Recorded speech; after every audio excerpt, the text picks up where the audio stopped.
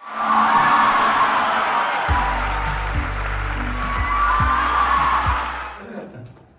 बहुत स्वागत है भैया। बहुत बहुत स्वागत है।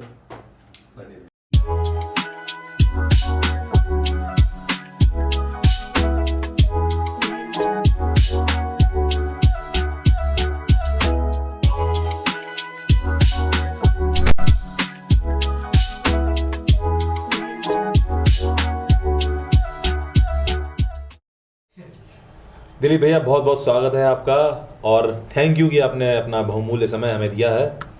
बहुत बहुत प्रणाम भैया। आज के बहुत अच्छा लगा आपके यहाँ आने से, थैंक यू, धन्यवाद। और आज हम लोग आपसे कुछ ऐसी बातें पूछना चाहेंगे जो शायद कभी हम लोगों के बीच में ऐसा कोई डिस्कशन नहीं हुआ है जी। तो आप तैयार हैं हम लोगों के सवाल जी जवाबों बिल्कुल के लिए? निश्चित रूप से तैयार है। गॉसिप अड्डा के बारे में आपको पता ही होगा कि गॉसिप बातचीत और अड्डा मीन्स एक ऐसी जगह जहाँ पर हम लोग मिल सकें। तो बहुत दिनों से अगर हम आपसे कुछ पर्सनल सवाल पूछना चाहें तो आपको कोई आपत्ति तो नहीं होगी? आपत्ति की क्या, ये सारी चीज़ें हैं तो हमारे समाज के ही बीच की बात है बिल्कुल और हमारे घर परिवार की बातें। हम लोग सब लोग बैठते हैं तो एक साथ एक जैसी ही बातें होंगी और जो भी होगा वो सामने आएगा देश और दुनिया के। बिल्कुल। तो ये मेरा बताइए तो- कि आप कवि भी हैं भैया आप- मेरा तो सौभाग्य है कि मैं आज के इस कार्यक्रम में सम्मिलित हुआ हूँ। गॉसिप अड्डा एक ऐसा काम कर रहा है जो शहर के नगीनों को चुन चुन कर यहाँ पर लाकर उन्हें मंच दे रहा है और इस मंच के माध्यम से वो कहीं ना कहीं अपनी बात को रखने का फट जाएगा हुनर वो, रखते हैं। फट जाएगा वो एक अलग सी बात है, लेकिन जो बात यथार्थ है उसे स्वीकारना चाहिए। इसके लिए बहुत बहुत धन्यवाद बिल्कुल, बहुत आप बढ़िया बात है। दोनों और लोगों का देखा जाए तो हमारा भी सौभाग्य है कि बेशक। हमारे जो शहर के नगीने हैं, हीरो जो हैं, हीरोज हमने नाम Yeah, दिया of है, course. Super heroes. तो उस हीरोज जो हमारे है आ रहे हीरोज हैं। तो हीरोज जो है वो हमें समय दे रहे हैं और यहाँ पर आ रहे हैं, अपने बारे में बात कर रहे हैं, बता रहे हैं बेबाकी के साथ शहर के अंदर क्या हो कम रहा से है। कम आने वाली पीढ़ी को, हाँ। नए जनरेशन जो आ रही है उसको इंस्पिरेशन मिलेगी, उनको मोटिवेशन मिलेगा, उन्हें ये भी जानकारी मिलेगी कि हाँ किन किन परिस्थितियों और किन किन सिचुएशन से लड़ के और उन पे काबू पाके और फिर उसके बाद अपने आप को स्थापित किया है आप लोगों ने। हमारे एक व्यूअर ने एक बात कही थी कि दूसरे वाले जो हैं हो हमारे जो होस्ट हैं वो बात ही नहीं करते हैं। आज यही बात करेंगे। मुझे तो ये लग रहा है कि ये बात सरासर झूठ है क्योंकि जहाँ डॉक्टर नामिद साहब का नाम हो वहाँ चुप तो खामोशी तो हो ही नहीं सकती है कहीं से। नहीं, ऐसा हो गया था कि गॉसिप अड्डा में ये भले ही जलेबी की तरह सीधे हो लेकिन देखने में बिल्कुल टेढ़े हैं। वाह, जलेबी की तरह सीधे है। वाह, क्या बात है। इमरती नहीं बोला है ना, इमरती नहीं बोले। तो फिर इमरती बोलते तो रबड़ी बोलना पड़ता है। ऐसा हम लोग व्यवहारिक रूप से डॉक्टर साहब को बहुत ही व्यक्तिगत रूप से जानते हैं, इनकी शरारतों के बारे में शरारतें बहुत हैं इनकी। जाहिर है और ये बहुत ही क्या कहें अब छुआ रुस्तम साहब है। भैया मतलब प्लीज प्लीज प्लीज एक चीज ये बताइए, जैसे अधिवक्ता, वकील, कवि, साहित्यकार, कलाकार, एक्टर, उसके बाद मन संचालक, उसके बाद पत्रकार, एडवोकेट मतलब अधिवक्ता वही हुआ एक ही चीज, पत्रकार, इतने सारे काम, लेकिन सबसे ज्यादा पसंदीदा काम कौन सा? एक्चुअली यही मेरा सवाल था, मैं यही पूछना चाह हम रहा दो था शरीर एक आत्मा। कि आपको सबसे ज़्यादा क्या पसंद है और ये दिमाग में कैसे आया? देखिए आप समझिए, ये कवि या फिर कलाकार होना, अलग चीज़ actor, होगी। ये बहुत डिफरेंट different है। जहाँ जैसे हम लोग जिस समाज को बिलोंग करते हैं वहाँ पर इनकी कोई वैल्यू नहीं मानी जा रही, मतलब बहुत ठीक है, आता है तो आता है, कलाकार हो तो हो, पर आपने तो मतलब बहुत ऊपर उठा लिया अपने आप को। कैसे कहाँ से? कहने वाले कुछ भी कह सकते हैं, ये अलग सी बात है, लेकिन हकीकत यही है कि अगर किसी पसंदीदा काम को चुना जाए तो मैंने जो लाइनें लिखी थी वो मेरी यही हैं कि मेरी कलम से ही मेरी पहचान है। बिल्कुल, ये मेरी टैग लाइन है, मेरी कलम से ही मेरा वजूद है। ये मेरी टैग लाइन है, गूगल पे, फेसबुक पे, कई जगह पर मैंने इसे प्रयोग किया है, उस पर पड़ी हुई है। बाकी मैं यही कह सकता हूँ कि मेरे वजूद को मेरी हैसियत से मत आंकना, वाह, मेरे वजूद को मेरी हैसियत से मत आंकना। कलमकार हूँ, समाज में दर्पण का काम करता हूँ। बेशक, बिल्कुल, क्योंकि वाह, बहुत बढ़िया। बेहतरीन। एक पत्रकार पत्रकारिता पहले से थी, उस काम में पहले आया, फिर बाद में जो निश्चित रूप से जो पत्रकार होता है वही एक साहित्यकार भी होता है, या जो एक साहित्यकार होता है वही एक सच्चा पत्रकार भी हो जाता है, अच्छा लिख भी सकता है, क्योंकि वही समाज की बातों को लेखनी के माध्यम से कह सकता है। कैसे हुई जिंदगी की शुरुआत, कैसे हुई, वो लम्हे जो जीवन के बहुत ही कठिनाई से गुजरे हैं, जो उनके बारे में क्या क्या आपको स्ट्रगल इसमें, और क्या क्या आपके शुरुआत, आपका बचपन हम जानना चाहते हैं, आपके बचपन, आपका जो बचपन में जो परेशानियां आपने देखी होंगी, फेस करी होंगी, यहाँ तक पहुँचे हैं। आज की डेट में समाज में एक बहुत ही संभ्रांत नाम है आपका, एक बड़े अदब के साथ नाम लिया जाता है भाई, दिलीप कश्यप कलमकार। तो ये दिलीप कश्यप कलमकार तक बनने तक का क्या सफर रहा, क्या आपका वो? हाँ भैया, ये आपने सही कहा, लेकिन कहा जाता है कि स्मृतियाँ कितनी भी खराब हों खूबसूरत होती हैं।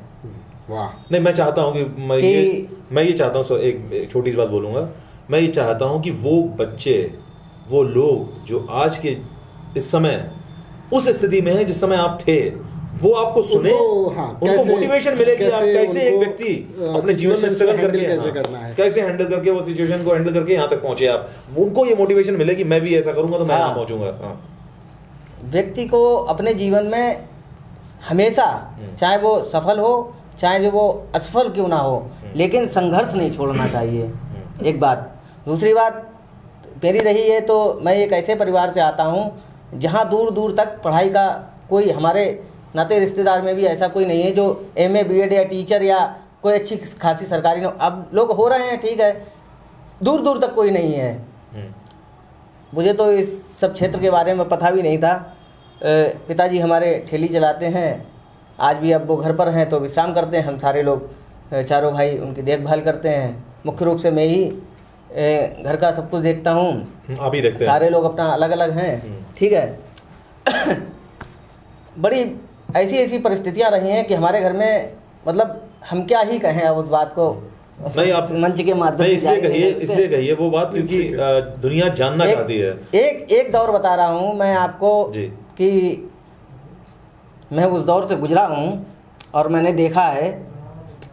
मैं रस्तोगी इंटर कॉलेज में पढ़ता था उस समय, और रामवीर सिंह प्रजापति सर मेरे क्लास टीचर हुआ करते थे, आज भी हैं, मैं उन्हें बहुत बहुत प्रणाम करता हूँ। जहाँ भी वो मेरी इस बात को सुन रहे होंगे, मेरे लिए वो गुरु हैं। तो मैं जब रस्तोगी में पढ़ता तो कक्षा 8 में, एक बार की बात है, तब 1 रुपये शायद रोज़ाना के हिसाब से फ़ीस पड़ती थी, 30 रुपये लगभग जाती थी, 15-16 रुपये ऐसे करके जाती थी। तब मैंने वो फीस नहीं जमा कर पाई थी, और उस फीस जमा ना होने के कारण मेरा नाम किसी कारण कट गया। मेरे एक सीनियर वकील साहब थे, वो उनका मर्डर हो गया था, अरुण कुमार मिश्रा एडवोकेट। मैं उनके साथ गया, उन्होंने मेरा एडमिशन कराया और कहा कि सर ध्यान रखिए, क्योंकि जो प्रिंसिपल साहब थे अवधेश सिंह गौर जी, वो उनका बेटा और वो भैया वकील साहब पिंटू भैया, अरुण कुमार मिश्रा एडवोकेट, दोनों लोग मित्र थे। तो उनकी सिफारिश से मेरा दोबारा एडमिशन हो गया। मेरी पढ़ाई वहाँ से निरंतर चली। रस्तोगी कॉलेज की बात कर रहे थे हम, रस्तोगी कॉलेज मेरा एडमिशन हो गया, दोबारा मैं पढ़ने लगा। किन्हीं कारणों से मेरी मम्मी की तबीयत ख़राब हुई और वो दिल्ली में हॉस्पिटलाइज हुई, पूरा घर वहाँ चला गया, मैं यहाँ घर पे अकेला रहा। वहाँ से मेरी पढ़ाई छूट गई, और छूट क्या गई, पढ़ाई नहीं हो पाई या पढ़ाई में कमज़ोर भी रहा, क्योंकि ऐसा माहौल भी चाहिए होता है कि एक बच्चे को घर में जब लोग होते हैं तो उस तरह से वातावरण मिलता है, जब कहीं दूर दूर तक शिक्षा से नाता ही नहीं है तो फिर कहाँ। तो मैं वहाँ से फेल हो गया और पढ़ाई मेरी विराम लग गई।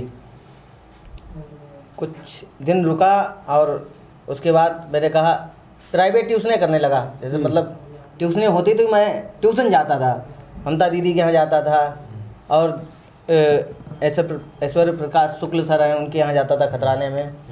इस तरह से ट्यूशन मेरी जारी रही। और ट्यूशन के बाद मैंने गांव में एडमिशन लिया, वहाँ भी मैं फेल हो गया भैया, तीनों सब्जेक्ट में 1-1 नंबर से। बहुत अच्छे नंबर आए। उसके बाद आप देखिए कि किस्मत कहाँ से धोखा देती है। फिर उसके बाद हमारे यहाँ श्री रामकृष्ण राजपूत सर हैं, उनका एक विद्यालय चलता है टिकुरी नगला में। उन्होंने कहा देखो बेटा, वो एक अलग बात है कि हमारा विद्यालय कैसा है क्या है, लेकिन आप अपनी पढ़ाई जारी रखना और आपका सेंटर शहर में ही रहेगा। मैं पहले से ही हड़ा पका था, बहुत ज़्यादा परेशान था। मुझे लग रहा था कि अब पढ़ाई से ही सब कुछ होना है, क्योंकि अब अपने आप को मजबूत करना है। बेशक। अपने अंदर आत्मबल पैदा किया, और जो ट्यूशन्स पढ़ी थी कोचिंग जा रहे थे, ऐसी ऐसी स्थितियाँ थी हमारे साथ कि लोग पैसे नहीं लेते थे हमसे। हमारे ऐसे गुरुजन रहे हैं जिन्होंने महीने की फीस नहीं मांगी कभी हमसे। बहुत बढ़िया। और मैं बड़ा हृदय से धन्यवाद देता हूँ कि ऐसे गुरु हमारे साथ रहे हैं और आज भी हैं। तो कहीं में जाए हम लोग प्रणाम करते हैं। तो वहाँ फिर मैंने एडमिशन लिया और हमारा सेंटर आया शहर के GIC इंटर कॉलेज फतेहगढ़ में। वहाँ तो आप जानते हैं कि परिंदा भी नकल के नाम पे इधर उधर सर नहीं ला सकता है। बहुत सारा एरिया क्योंकि पास में है बोर्ड। और मेरी फर्स्ट डिवीजन बनी हाई स्कूल में पहली बार। बहुत बढ़िया। Very good. उस दिन से मेरे अंदर ऐसा उत्साह जगा, मैंने कहा कि हाँ ये तो बड़ा सरल है, अगर मेहनत की जा सकती है तो हम कोई भी आयाम स्थापित कर सकते हैं। क्या बात है। क्योंकि एक माहौल, एक उम्र ऐसी होती है जब आप भटकाव की तरफ होते हैं। वो चीज़ें मेरे अंदर भी रहीं, गलत संगति और ये सब थी। लेकिन मेरे पापा के एक बहुत ही अच्छे दोस्त हैं, पापा के भांजे लगते हैं, और मेरे भैया हम उन्हें कहते हैं, विपिन कुमार यादव एडवोकेट। तो पापा ने कहा ये बच्चा छोटा है, इसे आप अपने साथ रख लीजिए। तो एक ही आग्रह पे उन्होंने मुझे वहाँ रख लिया तहसील में। मैं वहाँ मुंशीगिरी करने लगा। छोटे पे जो बच्चे लग जाते हैं, मतलब वैसे वहाँ मैंने सब काम किए, सीखा धीरे धीरे। लेकिन तहसील अनवरत जारी रही, पढ़ाई छूटी, लेकिन क्योंकि हमें उस चीज़ की ज़रूरत भी थी। असल में पापा की इच्छा थी कि उनका नाम रामकिशन बाथम वकील साहब है, लोग उन्हें वकील साहब करके बुलाते, तो वो चाहते थे कि उनका ये लड़का वकील बने। हालांकि मैं प्रयास कर रहा हूँ कि उनका ये सपना सार्थक हो। इस तरह से एक संस्मरण और है, हम आपको बताएं। हमारे एक सर हैं JK रस्तोगी सर। अच्छा। जब हम रस्तोगी में पढ़ते थे तो कॉमर्स वो हमें पढ़ाते थे, और बड़ी भीड़ होती थी उनके यहाँ, बड़े मशहूर हैं वो। हाँ, जयकिशन रस्तोगी सर, रस्तोगी गली में। वो हमसे फीस नहीं लेते थे भैया। जब मतलब पहले तो बच्चे किसी के माध्यम से हम लोग जाते हैं ट्यूशन्स में, लेकिन जब हकीकत में कोई अच्छा टीचर्स होता है, उसे अगर आपके बच्चे के पता है कि इनकी परिस्थितियाँ क्या हैं, तो उससे फीस नहीं मांगता है। फिर मैंने वहाँ से हाई स्कूल किया। मैंने कहा सर अब आगे क्या करना है, तो रामकृष्ण राजपूत सर बोले कि ठीक है, तुम्हें जो करना है अच्छा है, तुम्हारा हाई स्कूल हो गया बढ़िया करके। हमने हाँ सर हो गया। फिर उसके बाद मैंने सोचा कि उसमें छात्र राजनीति का बड़ा वो चल रहा था, तो मैंने सोचा कि भारतीय से ही करूँगा। फिर भारतीय से ही हाँ है। तो ABVP संगठन की हवा चल रही थी। मैंने भी एक छात्र संघ करके संगठन बनाया था आपने, छात्र संघ, छात्र एकता संघ करके। उसमें हमारे कई शहर के जो बच्चे हमारे दोस्त यार हैं वो सब लोग जुड़ गए, अच्छी संख्या हो गई। उसमें टेबलेट आंदोलन चला था, हम लोगों को टेबलेट नहीं मिला था हाई स्कूल पास वालों को। हाँ, उस सन में अगले सरकार में तो हम लोगों ने टेबलेट आंदोलन चलाया था, और खूब अच्छा उसका प्रदर्शन और विरोध भी हुआ। फिर धीरे धीरे क्या हुआ कि भारतीय में हमने इंटर और फर्स्ट ईयर वहाँ से किया। सर्वेश यादव क्लास टीचर थे सर हमारे, और मैं उनको भी प्रणाम करता हूँ कि बड़ा अच्छा स्वभाव उनका। आज भी जब भी मिलते हैं तो मैं उन्हें जगकर प्रणाम करता हूँ। भारतीय में काफ़ी ऐसे लोग, ऐसे टीचर्स हैं जो मुझे बहुत अच्छे लगे और मुझे बहुत पसंद आए। हकीकत में उनका स्वभाव मेरे अंदर बस गया, उनके जो संस्कार मिले हमें। फिर एक लंबा गैप हुआ हमारे जीवन में। फिर मैंने ग्रेजुएशन किया, उसके बाद पत्रकारिता की डिग्री की। पत्रकारिता मैंने जब हाई स्कूल में पढ़ ही रहा था तभी शुरू कर दी थी। अच्छा। हाँ, लगभग मैं 17 साल का हुआ होऊंगा। तो पत्रकारिता में कौन लेके आया आपको? हमारे एक इंतखाब अख्तर जी भाई साहब हैं। अच्छा। हाँ, उन्होंने हमें जोड़ा था। उस समय सूर्योदय भारत अखबार आया था लखनऊ का, धर्मेंद्र श्रीवास्तव जी उसके ब्यूरो चीफ हुआ करते थे, और मैं वहाँ काम करने लगा संवाद सूत्र के रूप में। सबसे पहले मैं क्राइम रिपोर्टर उनके काम करा। थाने में जाता था तो वहाँ से NCR जो FIR होती थी उसकी अपने नाम बना वो दर्ज करके, और अखबार में जाके उस खबर को।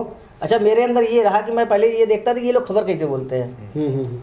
कई ऐसे लोग जैसे हमारे मोहनलाल गौड़ जी हैं, वो हमेशा प्रभावित रहते हैं। वो ये कहते हैं कि दिलीप ऐसा बंदा है जो अपनी खबर खुद लिखता है। और हकीकत में हमने जब अखबार सबसे पहले आप खबर लिखने से पहले खबर को पढ़िए। आप जब अखबार को पढ़ेंगे नहीं तो आप लिखना क्या सीखेंगे? बिल्कुल। किताब को पढ़ेंगे नहीं तो आप कहना क्या सीखेंगे कुछ? तो वो कला आई। वक्ता वही होता है जो अच्छा श्रोता होता है। तो शब्दों का एक अच्छा भंडारण हमारे अंदर हुआ। साहित्य को पढ़ना और ये सब जब हमने किया, अच्छे अच्छे लेख, अच्छे अच्छे लोगों के लेख, बढ़िया लोगों के लेख, फिल्म और समाज और ये सब दुनियादारी पढ़ते रहे तो एक शब्दों का अच्छा मिश्रण हुआ, अच्छा समावेश हुआ। तो खबर जो निकलती है वो एक अपना विषय तय करके निकलती है, एक सुना हुआ शब्द कोण कि इतने शब्दों की ये खबर जाएगी, 2 कॉलम की, 3 कॉलम की, राजनैतिक हो, सामाजिक हो, सांस्कृतिक हो, साहित्यिक हो, कुछ भी हो, वो खबर एक कसी हुई खबर होती है। अच्छा, क्या फर्क है लेकिन, जैसे क्या फर्क है, जैसे जिसमें आपने ये सब शुरुआत करी और उसके बाद पढ़ के कर रहे हो, पहले बिना पढ़े करते थे सारा वो, तो दोनों में फर्क क्या है? पढ़ के करने में आप जो पत्रकारिता कर रहे हो वो, और बिना पढ़े टेक्निकली क्या चीज समझ में आई आपको? पढ़ के पत्रकारिता में हमें पता लगता है कि नैतिकता क्या है, सबसे पहली बात कि पत्रकारिता का मूल मंत्र क्या होना चाहिए, उनके उद्देश्य क्या निहित है, पत्रकारिता को संविधान में किस दायरे में रखा गया, उसकी स्वतंत्रता क्या है, उसकी अभिव्यक्ति क्या है, ये सारी चीजें हमें पता लगती हैं। तो अभी आपको क्या लगता है, जिस तरह से आज पत्रकारिता हो रही है, जिस तरह से उसको रूप दे दिया गया, वो ठीक है या गलत है? देखिए, पत्रकारिता हो ही नहीं रही, हकीकत पूछा जाए तो आज हो रही है चाटुकारिता। आपको अगर छापना है तो किसी गरीब का दर्द छापिए आप, सरकारों को छापने से आप रईस नहीं हो जाएंगे। या सत्ता के समकक्ष जो लोग बैठे हैं, हम आपको बताएं, जिस समय एक अखबार में मैं काम किया करता था, एक खनन की मेरे पास खबर आई, मैंने वो छापी और वहाँ एक खनन व्यवसायी बैठा था। मतलब अगर कोई बेचारा किसान या गांव का व्यक्ति बैलगाड़ी से बालू भर के बाजार में बेच रहा है तो वो खनन है, खनन हो गया। और कोई एक बड़ा व्यक्ति पूरे ट्रक भरवा के बाजारों में बेच रहा है तो वो खनन नहीं है, नहीं, बिजनेस हो गया। वो खबर छापी और अखबार मालिकान तक जब वो खबर पहुंची तो मेरी वो खबर अगले दिन छपी नहीं, इतनी कसी हुई खबर थी। मैं इस बात का साक्षी हूँ। जो लोग जानते होंगे वो जानते हैं, जिनके लिए कहा जा रहा है नहीं, मुझे तो लगता है कि अखबार में खबरें आती नहीं है। नहीं, अब आप अगर पेपर उठाओ तो उसमें सब में ये लिखा होगा, कल इसने इसको मार दिया, इसने इसको मर्डर कर दिया। इंफॉर्मेशन है, हम आपको बताएं, इंफॉर्मेशन है। इंफॉर्मेशन से भी ज्यादा हो गए ऐड है। नहीं, देखिए भैया, भरे पड़े हैं पत्र, वो एक अलग बात है। हम आपको बताएं, देखिए कोई भी संस्थान जब चलता है तो उसके आर्थिक सहायता की ज़रूरत होती है। बिल्कुल ठीक है। हमने अपनी पत्रकारिता में ये पढ़ा है कि जब हम कोई बिजनेस या कुछ भी शुरू करते हैं तो हमें एक अच्छी राशि की ज़रूरत होती है। अखबारों का चलन क्या है, अखबार जो हमें अखबार 5 रुपए का मिलता है, वो एक अखबार कम से कम 18 रुपए का छपता जाके है। अब उसका खर्चा कहाँ से निकले, मशीन का, लाइट का, ये सारी जो व्यवस्थाएं हैं उनका, तो वो ऐड के माध्यम से निकालते हैं। ये एक तरीका है उनका।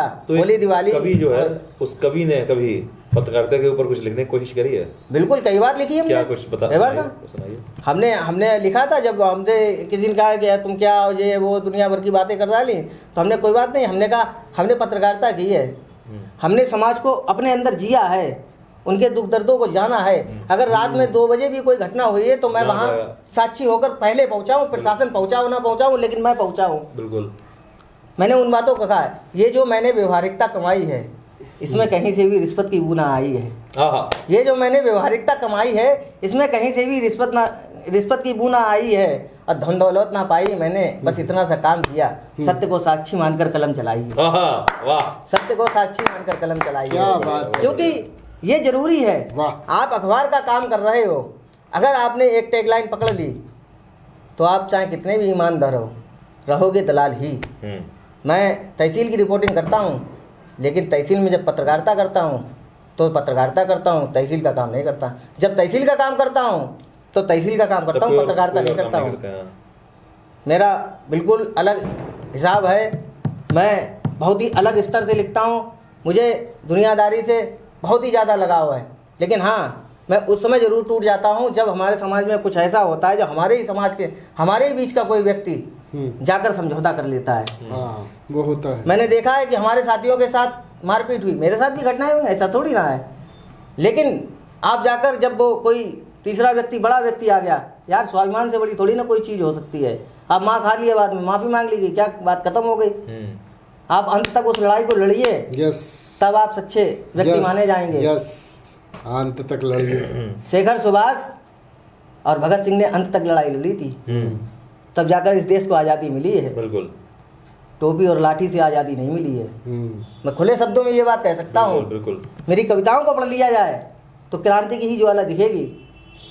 एक बात और है, सच हमेशा बुरा होता है, शायद इसीलिए मैं बुरा हूँ, लेकिन सच सच होता है, सच होता है। इसलिए मैं सच हूँ। वाह, बहुत बढ़िया बात।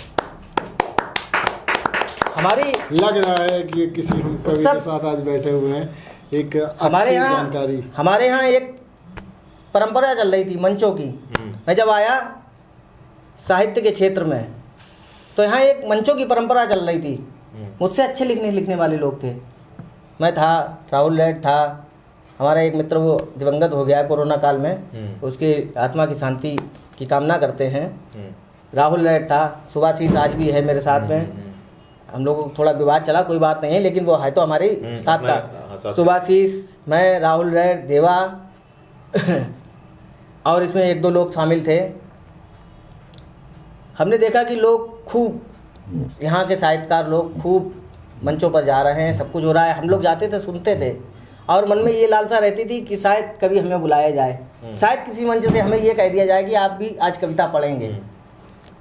लेकिन ये है कि हाँ, अगर आप किसी मंच पे जा रहे हैं तो आप इस भावना के साथ ना जाएं कि आप उस मंच पे कविता पढ़ने जा रहे हैं, आप उस रसिक श्रोताओं को सुनने भी जाएं। उन जो वक्ता हैं उनकी कविताओं को सुने, उनकी भाषा, उनकी जो शैली है उसको जाने, उन्होंने क्या कहा है उस बात को समझें। और जब आप उस बात को समझेंगे तभी आपके अंदर कुछ जमेगा और निकलेगा। बिल्कुल। और अच्छी से अच्छी किताबों का अध्ययन करें। सीखने को भी मिलता है ना बड़ों से, सीनियर से। कविता में गीता दीदी से भेंट हुई, उन्होंने कहा बहुत अच्छा है, ठीक है। उन्होंने कविताएं थोड़ी थोड़ी चेक की, फिर उसमें उन्होंने कहा कि हमारे यहाँ एक वरिष्ठ छंदकार हैं श्री राम अवतार शर्मा हिंदू जी, उनका जब मुझे सानिध्य प्राप्त हुआ तो हकीकत में हाँ, छंद सम्राट उन्हें कहा जाता है। मेरी आपसे यहीं पर मेरी आपसे थोड़ी एक रिक्वेस्ट, यहाँ पर एक छोटी सी रिक्वेस्ट भी है कि मैं चाहता हूँ कि आप बाबा तक ये मैसेज पहुंचाएं हमारा। नहीं, निश्चित रूप से वो उनको भी जो है वो देखेंगे का एक हिस्सा बनाएं। हाँ, उनको जरूर आप बनाएं, क्योंकि वो आपके गुरु भी रह चुके हैं और छंद सम्राट है फर्रुखाबाद के, मतलब उनसे बढ़िया छंद कोई लिख नहीं सकता। तो जब गुरु जी का सानिध्य नहीं मिला था, उससे पहले मैं टूटी फूटी कविताएं मतलब लिखता तो था, और मैं जो लिखता था वो अपना सोशल मीडिया और इस पे शेयर करता था। तो कोई झूठ मूठ की वाहवाही करता था, कभी कभी अच्छा लिख जाता तो उस पर और ज़्यादा कमेंटें अच्छी आ जाती थी, कोई शेयर भी कर लेता था, इस तरह से चलता था। लेकिन जब गुरु जी का जब सानिध्य मिला तो मुझे कविता की भाषा पता लगी, असली साहित्य कहाँ और कैसा होता है, ये मैंने उनसे सीखा। मैं जब पढ़ता था उन्हें तो अरे वाकई में अद्भुत अपने आप में। मैं तो कह सकता हूँ कि हमारे गुरु जी को सारी विधाएं प्रणाम करते हैं, गीत, गजल, छंद, मुक्तक, नवगीत, दोहा, मतलब कितनी विधाएं, गद्य हो या पद्य हो, वो हर विधा में पारंगत है। वाह, मैंने उनकी भाषा को देखा, इतना अच्छा साहित्य मैंने अभी तक फर्रुखाबाद में अपने नहीं देखा है जितना गुरु जी से मैंने सीखा है। और वही चीज़ें मेरे अंदर भी धीरे धीरे आई। होना तो जरूरी है। वो इसीलिए फिर गुरु वो आपको निखार देता है। कविता दीदी ने कविता में मेरा हाथ पकड़ा और गुरु जी तक मुझे ले गई, और उनके साहित्य से, उनके सानिध्य से मैं आज मेरी कविता को धार मिली, क्या बात, एक पहचान मिली। उन्होंने मुझसे सबसे पहले यही कहा कि आप पढ़ो। मतलब बहुत बढ़िया बात है। आज दिलीप भैया जो है वो बिल्कुल युवा हैं, और युवाओं को एक बहुत बड़ा संदेश भी है कि यार ऐसा नहीं है कि समय बदल गया है तो गुरु की पहचान न बताई जाए। अब ये सोच इतनी अच्छी है कि अपने गुरु के बारे में बात कर रहे हैं और लगातार बात कर रहे हैं। बिल्कुल, पढ़ाई करी, उस समय के गुरुओं के बारे में बात करी, सारे टीचर्स के बारे में बात करी, और अब जो है साहित्य सीखा है, कभी कहाँ से कविताएं सीखी हैं, कहाँ से लिखना सीखा है, वही बता रहा हूँ। ये सबसे अच्छे शिष्य होने की निशानी भी है। और मुझे ऐसा लगता है कि अच्छी शख्सियत की भी निशानी है कि आप ऊपर उठ रहे हो, और उसके बावजूद आज भी आपके लिए अपने गुरु, जितने भी गुरु रहे हैं आपको, उन सबके लिए वही सम्मान वही आदर है। और हम भी इस बात को बहुत अप्रिशिएट करते हैं, है ना। और बेशक आज की युवा पीढ़ी को ये बात समझनी ही चाहिए कि गुरु गोविंद दो घड़े का के लागू पाए, कि बलिहारी गुरु आपने कि गोविंद दियो बताए। तो गुरु के अगर आपके मन में सम्मान है तभी आपको कुछ ऐसा जानने सीखने को मिलेगा जो आप अपने आप नहीं सीख सकते। बिल्कुल। तो जब हम लोग हम युवा टोली जहाँ भी इकट्ठा होती थी, हम लोग 7, 8, 10 लोगों का ग्रुप बन गया था नए लड़कों का। देवा, मैं, सुभाषीष, वैभव, इस तरह से सारे नए बच्चे थे उसमें। अब हम लोगों ने क्या किया, जब ये लोग अपने अपने कार्यक्रम कर रहे हैं तो हम लोगों ने क्या किया, अब हम लोग अपनी गोष्ठियां करने लगे। अब हम लोग 8-10 आते थे तो आपस में बैठ गए, अब वेरी गुड कर लेते थे, बैठ जाते थे, जहाँ मौका मिलता था कोई दरी ले आता था, कोई अपनी कुछ व्यवस्था टेंट से लेके कुछ, ये इस तरह से हम लोगों ने जीवन में संघर्ष थे। कभी सुभाषीष के घर पे गोष्ठी हो रही, कभी कहीं गोष्ठी हो रही, कभी अब एक बार। अच्छी बात ये है कि आपने उसको संघर्ष नहीं माना, उसके मजे लिए। मजे लिए क्या भैया, हमें दिख रहा था कि हमारी कविताओं को सुनने वाला नहीं है तो हमने कहा हम आपस में एक दूसरे को सुन लें। Very nice. तो हमने लोगों ने, एक बार की बात है, हमने गोष्ठी की टाउन हॉल पर, और उस दिन 2 गोष्ठियां हो गई। पहली गोष्ठी हुई टाउन हॉल पर, दूसरी गोष्ठी हुई गीता दीदी के घर पे, उनके घर पर, पास में ही घर है उनका। तो हम लोग पहले वहाँ टाउन हॉल पर गए, हम, देवा, वैभव और इस तरह से राहुल रेड और कई लोग थे। हम लोग टाउन हॉल पे गए और हमने लोगों गोष्ठी वहाँ शुरू कर दी, और उसकी अध्यक्षता हमारे शहर के बड़े ही अच्छे साहित्यकार और वरिष्ठ वकील अनिल मिश्रा एडवोकेट जी ने की। अच्छा, हाँ, उनका हमें बहुत आशीर्वाद मिला। वो बहुत अच्छा लिखते हैं। हाँ, बहुत अच्छा लिखते हैं और बहुत ही अच्छे व्यक्तित्व के धनी हैं। उनका हमें साथ मिला, उन्होंने हमसे कहा कि आप लोगों ने बहुत अच्छा काम किया है कि ये सब चीज़ें शुरू की। ये गोष्ठियों का जो क्रम चला, वहाँ से हम लोगों के अंदर और निखार आया। फिर भाई जब आप छपेंगे अखबार में या समाज के सामने जाएंगे तो पता लगेगा। फिर हम लोग धीरे धीरे लाइन में आने लगे, सब अपने अपने, कोई कहीं। अब जैसे देवा को हम कई बार बुलाते हैं, या मेरा उससे विशेषकर आग्रह रहता है कि भाई आया करो यार। हाँ, देवा को। लेकिन चक्कर क्या है, उसकी अपनी व्यक्तिगत परेशानियां चल रही हैं, उसकी थोड़ा स्वास्थ्य कुछ संबंधी कुछ चीज़ें हैं, ठीक है। सुभाषीष से थोड़ा दूरी हो गई थी तो उस समय थोड़ा अपवाद रहा, तो वो थोड़ा अलग हो गया। राहुल रेड का निधन हो गया कोरोना काल में, वो एक हमारे लिए क्षति रही है। लेकिन मैंने मंच नहीं छोड़ा। 17 में एक संकल्प लिया था किसी बात को लेकर, तो मैंने 1 वर्ष के लिए मंच छोड़ा था। लेकिन फिर गुरु जी के आदेश के बाद उन्होंने मुझे आदेशित किया कि नहीं, ये गलत है, इससे आपका व्यक्तिगत जीवन खत्म हो जाएगा, हिंदी मंचों पर सक्रियता बहुत जरूरी है।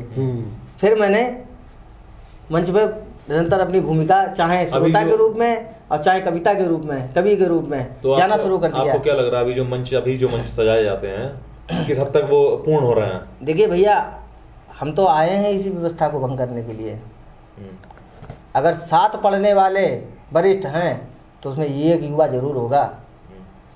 ये प्रण बदलना है। आप देखिए शहर की जो भी व्यवस्थाएं चल रही हैं, मुझे नहीं मालूम कौन क्या कैसा कर रहा है, लेकिन मैं उन लोगों से खुले शब्दों में कह देना चाहता हूँ कि आप भाई युवाओं को उनकी प्रतिभा का क्षरण मत कीजिए, उनको मंच जरूर दीजिए, चाहे कितना बड़ा उत्सव महोत्सव हो। आप एक युवा को अगर मंच देंगे, आपका सदैव वो जीवन भर ऋणी रहेगा कि हाँ, इन्होंने मुझे पहली बार मंच दिया था या इसका बड़े कार्यक्रम में मुझे मौका दिया था। बिल्कुल। और जहाँ ये नहीं होता है, ये कला और साहित्य के नाम पर सरासर अन्याय है। बिल्कुल। बड़ों की जिम्मेदारी भी है ये।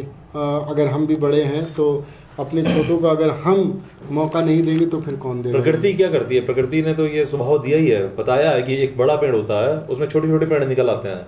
वो बड़ा पेड़ उनको पालता है अपनी छत्रछाया में, और वो फिर उन्हीं का अनुसरण वो छोटे पेड़ भी करते हैं आगे जाके।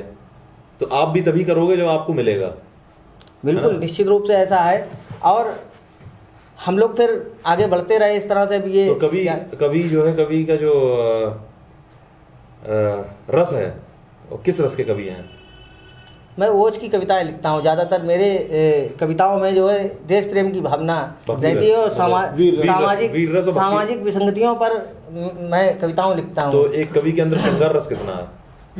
देखिए, श्रृंगार तो ऐसा है कि जब शुरुआत में बच्चा बड़ा होता है, 17-18 साल का होता है, तो वो श्रृंगार ही लिखता है। उसे लगता है कि हाँ, प्रेम से बड़ा कुछ भी नहीं तो है। बस लेकिन वो बच्चा जब धीरे धीरे बड़ा हो जाता है तो उसे लगता है कि हम उसके देश के प्रति, उसके माँ बाप तो के इस प्रति बच्चे उसकी के जिम्मेदारी कितनी इस बच्चे है। के हृदय में ये बच्चा जो बड़ा हुआ हाँ, है इसके तो जीवन में प्रेम जो हम प्रेम का पूछना कहाँ चाहते हैं वही अलग वो अलग की बातें हैं। हाँ, हाँ।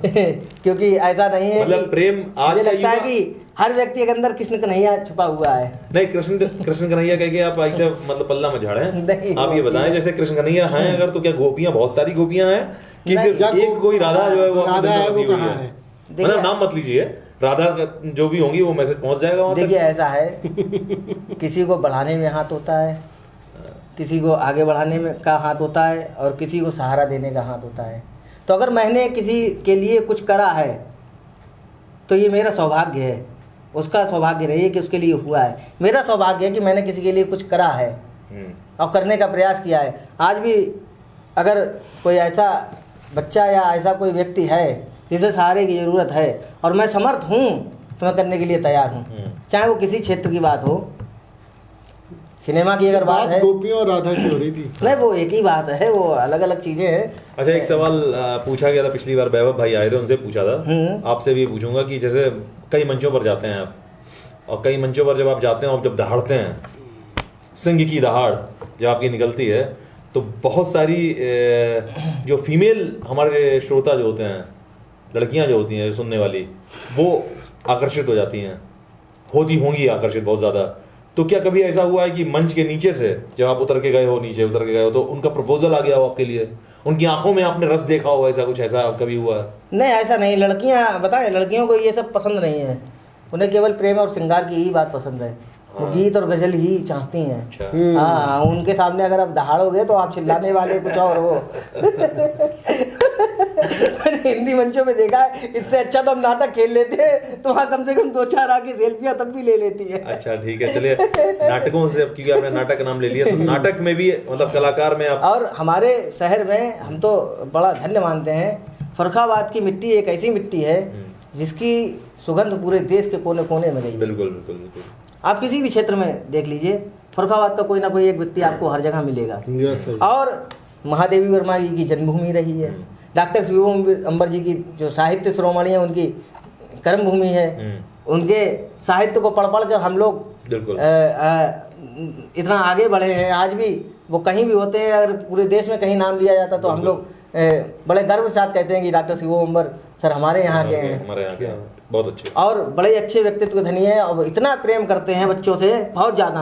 बिल्कुल। अभी एक गोष्ठी हुई थी, हमारे राष्ट्रीय कवि संगम के बाबूजी हैं जगदीश मित्तल जी, उनके जन्मोत्सव और राष्ट्रीय कवि संगम के जो जिला कार्यकारिणी राम मोहन भैया जी अध्यक्ष बनाए गए, उस पूरी जिला कार्यकारिणी के उपलक्ष्य में कंचन जी को भी हमने उस गोष्ठी में याद किया था। आचार्य ओम प्रकाश मित्र कंचन हमारे कला साहित्य और संगीत के बहुत बड़े विरोधा रहे हैं गुरु जी, उनको नमन इस मंच से।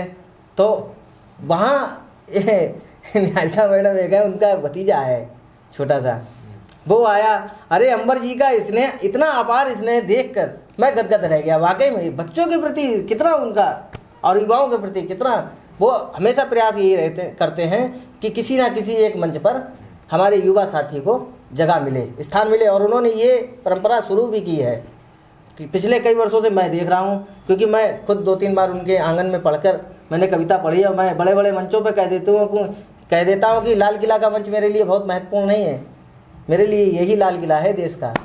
बड़े से बड़ा व्यक्ति ये चाहता है एक बात कि बताइए, जैसे आप पत्रकार हैं, एक न्यूज़ बहुत ज़्यादा इस समय ट्रेंड में चल रही है, तो वो क्या लगता है, वो ऐसी न्यूज़ को उसको बढ़ावा देना, सुना भी होगा आपने, जैसे कि एक बिहार का एक लड़का था जिसने 1 लाख रुपए देके उसे जो पुलिस की नौकरी में उसे वर्दी वगैरह दे दी। हाँ, एक खबर आई एक थी खबर ऐसी। ऐसी आई थी कि, देखिए भैया, तो ये पत्रकार मतलब जैसे अगर कोई बंदा ऐसा कर रहा है तो उसको क्यों आप उछाल क्यों रहे हो इतना? Yes. उसको न्यूज़ के जरिए आपने इतना उछाल दिया देखिए, कि वो फेमस हो गया।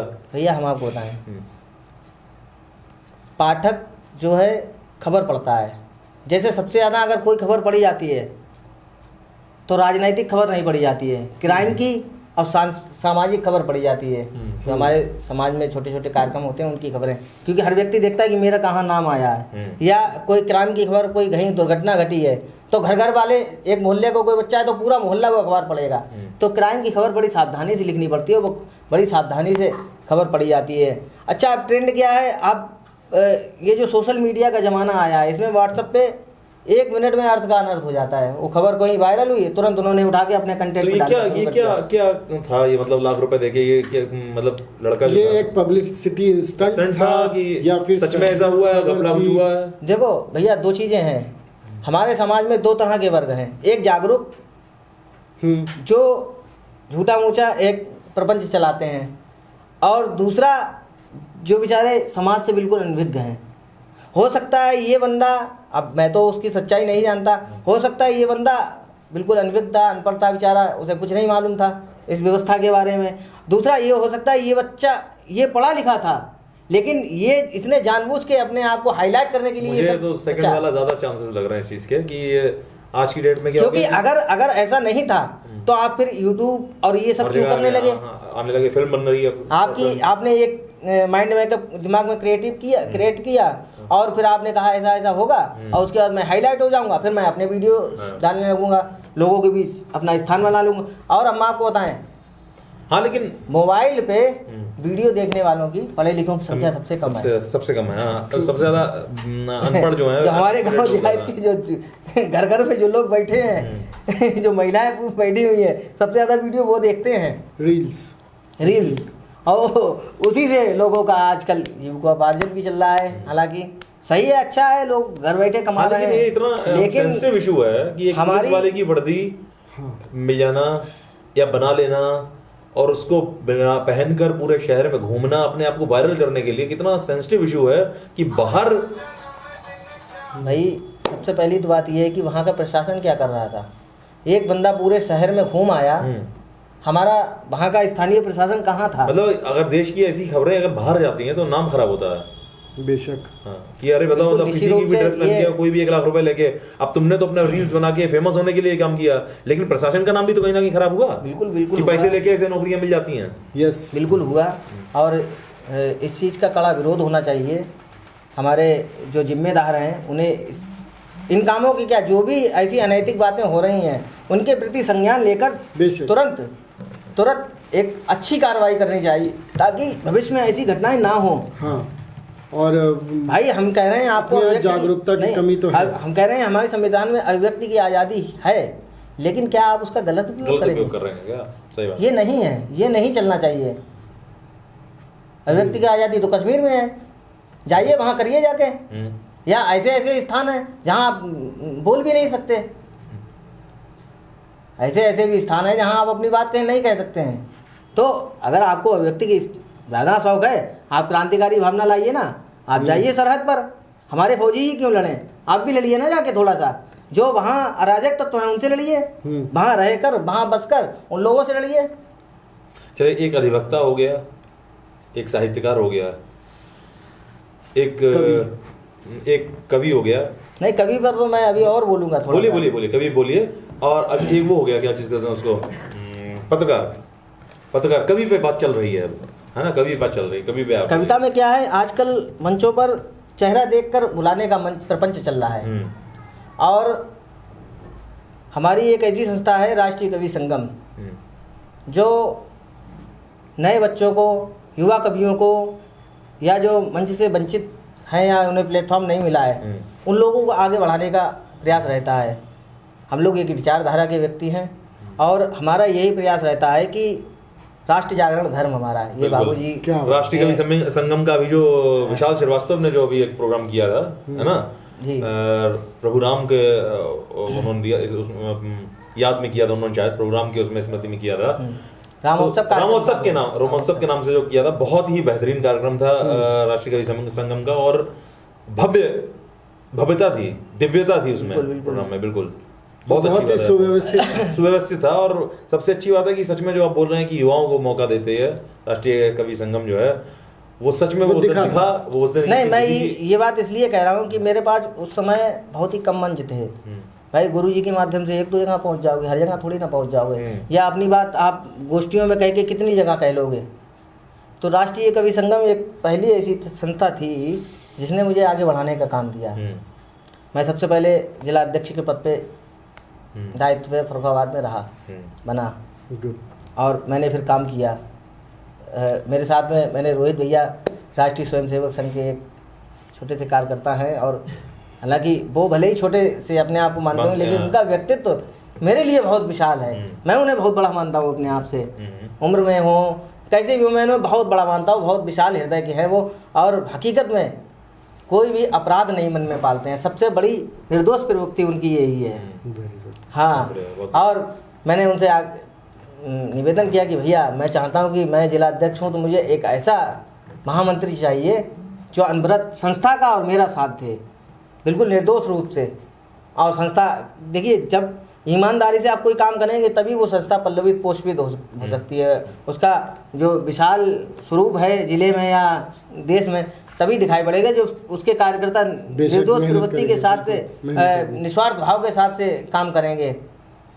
उनका साथ मिला। एक पहला कार्यक्रम उस समय आया था, श्री राम काव्य पाठ प्रतियोगिता। उसमें उच्चारण, लेखन और 2-3 चीज़ें थीं, उस पर वो था। और ये तहसील सदर में एक तहसीलदार साहब थे, बड़ा अच्छे व्यक्तित्व के धनी और बहुत मानते थे। आज भी हैं, वो गोरखपुर में हैं, एसडीएम साहब हैं। तो मैंने उनसे कहा कि सर मैं एक कार्यक्रम करना चाहता हूँ, संस्था हमारी ऐसे ऐसे काम कर रही है और हम लोग थोड़ा सा ये है, हमें हॉल मिल जाएगा तो अच्छी, भाई कहीं टेंट लगाएंगे या ये सब करेंगे तो पैसा देना पड़ेगा। और नए बच्चों का कार्यक्रम है, क्योंकि उसमें जो टीम थी वो युवाओं के लिए ही थी कि वो ही प्रतिभाग करेंगे उसमें।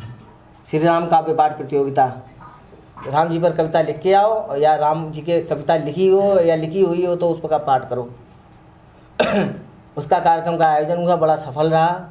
ऊपर सूचना पहुंची कि कार्यक्रम फरुखाबाद की इकाई ने बड़ा अच्छा कर लिया। उसमें विशाल और श्वेता और प्रगति, इस तरह से कई बच्चों ने शामिल हुए और अपना प्रतिभाग करके अपना अपना स्थान प्राप्त किया। उसके बाद अगला कार्यक्रम आया श्री राम वनगमन यात्रा।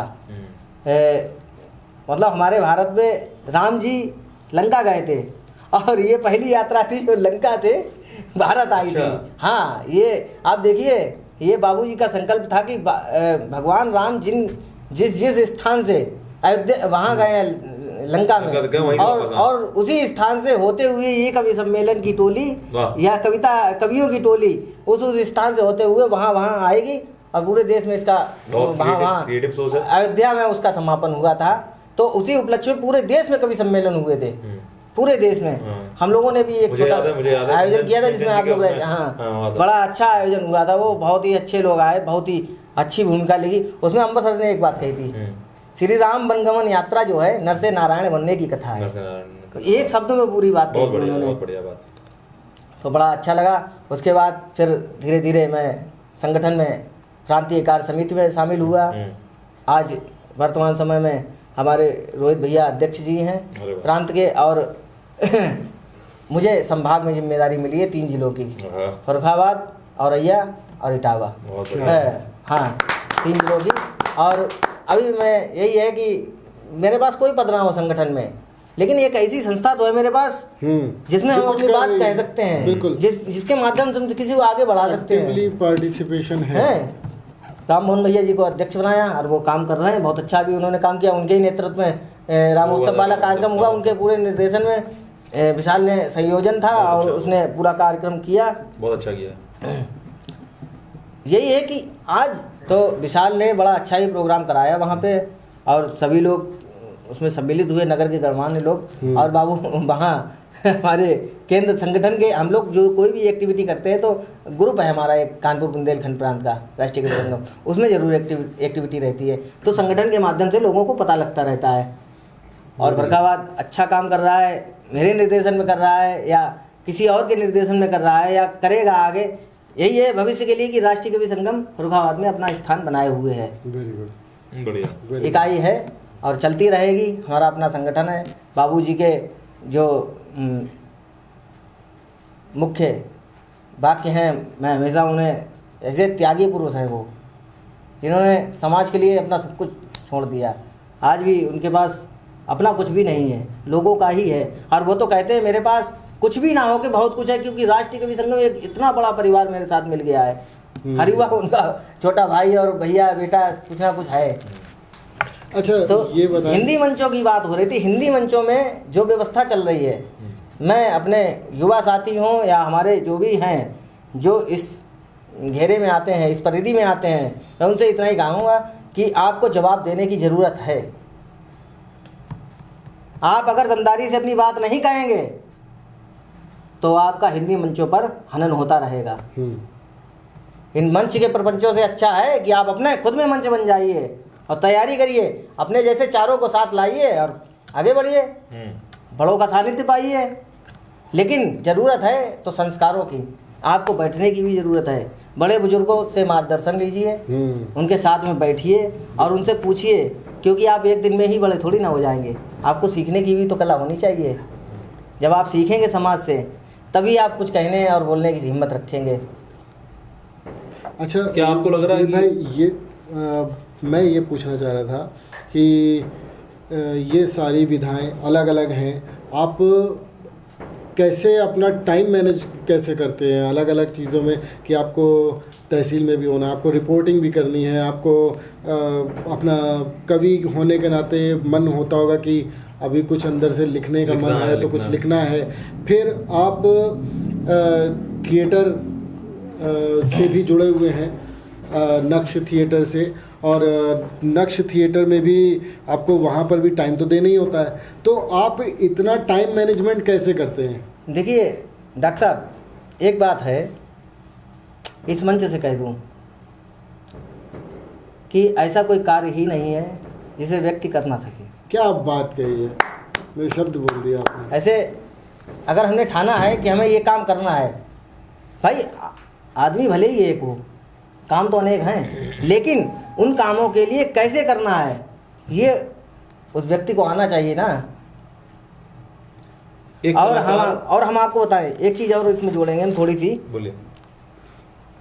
जैसे आपने कहा कि कविता कैसे लिखते हैं, तो भाई साहब हकीकत तो ये है कि मेरी इतनी सामर्थ्य नहीं है कि मैं कविता लिख पाऊँ। कविता तो सरस्वती का वरदान है, जब हमारे मस्तिष्क और हृदय में वो बैठती हैं तो अपने आप ही भावनाएं आकर कलम के माध्यम से कागज पर उतर जाती हैं। क्या हमारी सामर्थ्य नहीं है कि कविता लिख पाएँ, ये कभी संभव ही नहीं है किसी कवि के लिए। और जब आपने कुछ अच्छा पढ़ा है तो मैं दावे के साथ कह सकता हूँ अपना युवा साथियों से भी कि ऐसा नहीं हो सकता है कि उसने 2 शब्द भी ना लिखे हों। कभी कोई व्यक्ति हो जिसने अगर अच्छा पढ़ा है वो अच्छा कहने और लिखने की भी हिम्मत रखता है, बहुत अच्छी बात। वो लिखेगा निश्चित रूप से, भले वो उसे छिपा के अपनी डायरियों में रखे रहे। बहुत से लोग होते नहीं मंच पे आते हैं, हाँ। वो अपना घर में रहे, घर में कहे, लोगों से आपस में कहे, लेकिन वो मंचों पे खुलेआम नहीं आना चाहता। बहुत से ऐसे लोग हैं, कोई गद्य साहित्य लिखता है, वो लोग बड़ी बड़ी कहानियाँ पढ़ते हैं, प्रेमचंद जी को पढ़ते हैं, खूब लिखते हैं और लिखते चले जाते हैं। क्या एक साहित्यकार को या एक कवि को ना कहे, क्या ये कहें कि कभी साहित्यकार के रूप में, कभी कवि के रूप में कभी ऐसी राजनीति हुई है जिसके आप शिकार हुए हैं? देखिए राजनीतियाँ तो ऐसा है, क्या वो सही है राजनीति होना? ऐसे कला का क्षेत्र जो है वो राजनीति का क्षेत्र तो है नहीं, तो क्या वो राजनीति होना सही है? और क्या राजनीति हुई है आपके साथ ऐसी जिसमें आपको लगा हो कि यार नहीं, ये तो हम तो कुछ और सोच रहे थे, हो कुछ और गया? देखिए भाई साहब, ये सब दौर तो चलता रहता है, हम आपको बताएं, लेकिन जहाँ जहाँ ऐसा हुआ है पूरा शहर गवाह है। दिलीप कश्यप ने खुलकर विरोध किया है और आज भी करता हूँ, आज भी करता हूँ और हमेशा करता चला आऊँगा। अगर किसी भी युवा साथी के साथ ऐसा होगा, नहीं, आप समझने क्या कहना हुआ, जैसे होना सही है क्या? नहीं, बिल्कुल सही नहीं है, लेकिन अगर ये हो रहा है तो उसका खुलकर विरोध होना चाहिए। जब तक विरोध नहीं होगा तब तक लोगों को पता कैसे चलेगा कि हाँ यहाँ पर गलत हुआ है। भाई आप कला साहित्य के नाम पर एक अपवाद फैला रहे हैं शहर में। हमारी धरती पांचाल नगर रहा है, हमारा ऐतिहासिक शहर है, महाभारत कालीन का शहर है, हमारे यहाँ बौद्ध की धरती रही है। दुनिया को हमने दिया जीवन का कहा जाता है। नहीं डॉक्टर साहब, दुनिया को हमने दिया जीवन का उपदेश और फिर भी भूखा रह गया मेरा भारत देश। मतलब हम ही उस बात से वंचित हैं। हम लोगों को ज्ञान बांटते रहते हैं कि हमारे यहाँ बौद्ध है, हमारे यहाँ महाभारत कालीन हमारे यहाँ के राजा द्रुपद रहे हैं, हमारे यहाँ जैनों की एक बहुत बड़ी तपोभूमि रही है, भगवान बुद्ध हमारे यहाँ संकिसा में इतना बड़ा पर्यटन क्षेत्र है, गंगा हमारे यहाँ से निकली हैं, माँ गंगा। तो हमारा ऐसा फर्रुखाबाद का प्राचीन कालीन मंदिर हमारे यहाँ पंडेश्वर नाथ है। बहुत ही समृद्ध संस्कृति है फर्रुखाबाद की। और उसके बाद भी कला साहित्य के और उसके नाम पर अगर कहीं पर राजनीति होती है तो ये अच्छी नहीं है। नहीं होनी चाहिए। चेहरा देखकर अगर ये कहा जाता है कि इनका सम्मान होना है, इनका नहीं होना है, तो ये बहुत ही गलत बात है। नहीं, बिल्कुल बिल्कुल गलत बात। ये निंदनीय है। और हमारा बताएं आपको, हमारे आचार्य ओम प्रकाश मिश्र कंचन सर हुआ करते थे, मुझे उनका ज़्यादा साथ नहीं मिला, लेकिन जितना मिला शायद ही मेरे लिए वो अमृत रहा। बिल्कुल। क्योंकि वो एक संस्था चलाते थे, साहित्यकार संसद। अच्छा। हाँ, शहद की एक बूंद ही काफी होती है मीठा करने के लिए। वो एक साहित्यकार संस्था चलाते थे, और उसमें क्या होता था, एक सभापति बनता था और पूरे नगर के साहित्यकार, मैंने सुना है जैसा वैसा उन्होंने भी बताया मुझे, और मैंने सुना भी है, शहर के सारे साहित्यकार बुलाए जाते थे, जो भी लाइन में या टच में रहते थे आ सकते थे, वो सब आते थे। और उसमें शिकायतें हुआ करती थी कि हमारे हिंदी मंचों पर ये हो रहा है। अच्छा। हाँ, संसद, इन्होंने चोरी की कविता पढ़ी। हाँ, इन्होंने ऐसा कर दिया, यही तो हो रहा है। इनका अपमान वहाँ हुआ, इन्होंने अपनी बात नहीं कितनी कहनी अच्छी पाई। बात बोल दी। मैं भी ये बात और मैं तो भविष्य में मेरी योजना यही है कि इस तरह की संसद आगे भी चले। संसद की बात भी है, और दूसरी चीज मुझे ये समझ में नहीं आता है कि मैं इतने कवि सम्मेलन में आपकी वजह से जाता हूँ, बुलाते हैं आप, लेकिन मैं सच बताऊं कि कुछ ही चुनिंदा कवि ऐसे हैं जो अपना लिख के लाते हैं और जो हर बार बदल के लिख के लाते हैं। अदरवाइज ज्यादातर कवि मैं देख रहा हूँ कि किसी और की चुरा के, क्योंकि मैं भी क्योंकि पढ़ता हूँ ना, तो मुझे वो लाइनें दिख जाती हैं कहीं लिखी हुई, किसी और के मुझे बोली हुई, अब उसको तोड़ मरोड़ के इधर से जोड़ा उधर से जोड़ा, इधर किया सीधा किया, वो बोल हम आपको बताएं, ये यार ये गलत है। ये केवल फर्रुखाबाद की ही बात नहीं, हर जगह की, लेकिन मैं फर्रुखाबाद में रहता हूँ, मैं आपकी बात कर रहा हूँ। कई जिलों में मैं हिंदी मंचों पे गया, कई जगह गया, मैंने देखा है वो तो केवल लिख ही रहे हैं, वहाँ तो मंचों से पढ़ी तक जा रही है। फर्रुखाबादी नाम का एक लड़का है, आप बहुत अच्छे जानते होंगे। बहुत अच्छा है, मैंने उसे सबसे पहले कार्यक्रम भाई बुलाया। क्या लिखते हैं, बढ़िया लिखता, बहुत अच्छा, बहुत बेहतरीन लिखता है, लेकिन उसको क्यों नहीं मंच दिया जाता, उसको क्यों नहीं बुलाया जाता? नहीं, हम बता रहे हैं आपको। अभी क्या हुआ, सबसे पहले हमारे यहाँ एक योगा टीचर है अमित सक्सेना भैया, योगाचार्य हैं वो, अपने गौसे पड्डा में। हाँ, पहला वो उन्हीं का पॉडकास्ट था। सुनो तो एक बार वो देखते हैं कि मैं गतिशील रहता हूँ कविता में, और मेरा यही ध्येय है कि कोई नया बच्चा निकल के सामने आए। अतुल मेरा समकक्ष है, मेरा मित्र है, मेरा भाई है, लेकिन मैं उससे परिचित नहीं था, मेरी हमउम्र का है। तो भैया का फोन आया एक दिन कि दिलीप, हमने क्या बोले, यार एक लड़का है अतुल फर्रुखाबादी, उसे यार कोई मतलब बहुत अच्छा लिखता है, उसका एक किताब भी आई, तीसरा पैक। अब भाई साहब जिसने तीसरा पैक लिख दिया उसे चौथे में क्या उठने की संभावना रहेगी? और ये तो व्यंग्यात्मक बात है, खैर कोई बात नहीं। तो मैंने कहा ठीक भैया, आप नंबर दीजिए। अतुल से मेरी बात हुई, मैंने कहा शायरी करते हो? वो भैया बहुत अच्छी, सुनाई, मुझे अच्छा लगा। अच्छा, ठीक। मैंने कहा लेकिन एक चीज़ है भाई साहब, देखो अगर शायरी कर रहे हो आप, शायरी अगर आप कर रहे हो, गज़ल को आप लिख रहे हो, लेकिन आपको नियमों का भी मालूम होना चाहिए, क्योंकि इसमें भी बहर और ये सब जरूरी होता है। आप जब तक आप मंचों पर कह के कुछ भी चले आओ, लेकिन जिस दिन आप गोष्ठियों में बैठोगे ना, बड़े से बड़ा व्यक्ति जो होगा वो उठा के बाहर कर देगा, हटो यहाँ से, क्या लिख दिया, ये जरूरी है, या तो सीखो उनसे बैठकर। तो उन चीज़ों की जानकारी जरूरी है, भीतरी और बाहरी।